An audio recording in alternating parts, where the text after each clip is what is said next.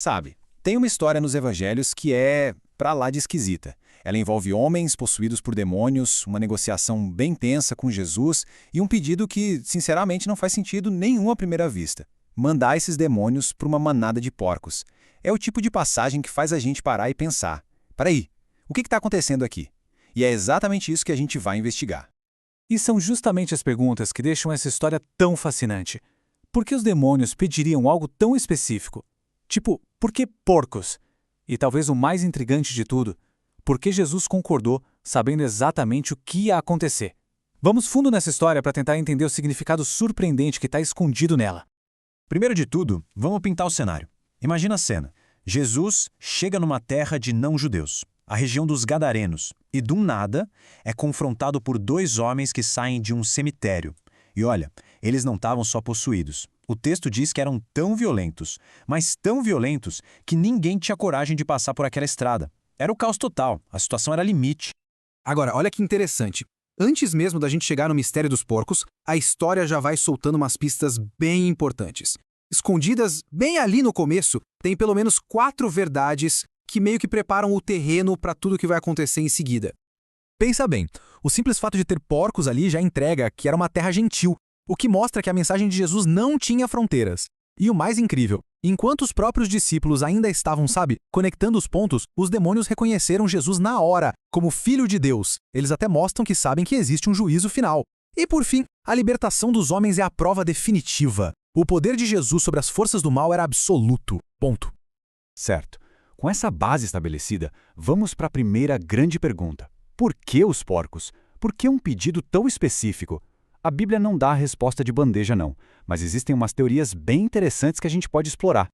Bom, uma possibilidade é bem direta. Eles simplesmente precisavam de um corpo. A própria Bíblia dá a entender que espíritos imundos têm uma natureza meio parasita, que buscam um lugar físico para habitar. Mas tem também um lado bem mais sombrio, o puro e simples desejo de destruir.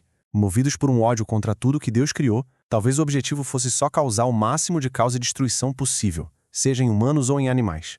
Mas e se tiver uma terceira possibilidade bem mais calculada? E se o pedido fosse, na verdade, uma grande armadilha? Pensa só. Ao destruir a manada de porcos, eles iam causar um prejuízo financeiro gigantesco para a cidade. E qual seria o objetivo final?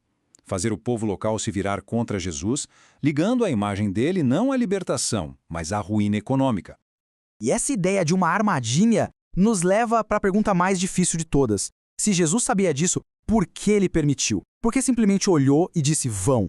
A resposta para isso parece revelar uma estratégia divina muito, mas muito mais profunda.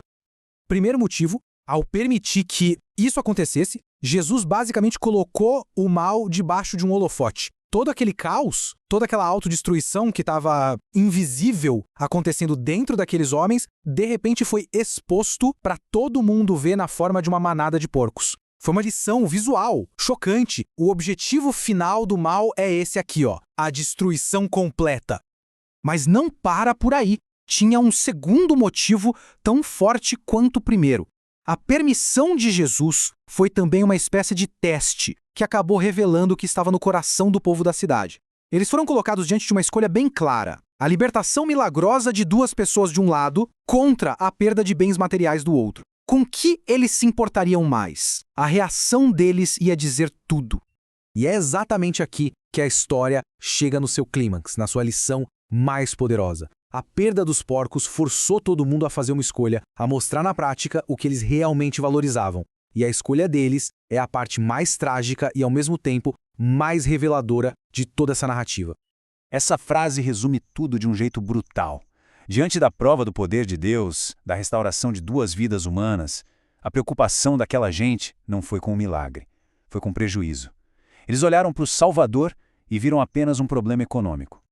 Então o que eles fizeram? Foram até Jesus, mas não para agradecer. Foram para pedir que ele fosse embora. Eles expulsaram a única pessoa que poderia libertá-los, porque o custo para os negócios deles tinha sido alto demais. Eles escolheram os porcos. No fim das contas, a presença de Jesus confrontou a cidade com uma perda que eles não estavam dispostos a aceitar. E isso nos deixa com uma pergunta final. Uma pergunta que ecoa por 2000 anos e chega direto para a gente hoje. A história dos Gadarenos funciona como um espelho. Ela nos força a pensar: quais são os porcos nas nossas vidas? Quais são os bens, os confortos, o status ou as seguranças que a gente valoriza tanto, que, se a presença de Cristo os ameaçasse, correríamos o risco de também pedir a Ele que se retirasse? É uma reflexão bem poderosa sobre o verdadeiro valor das coisas.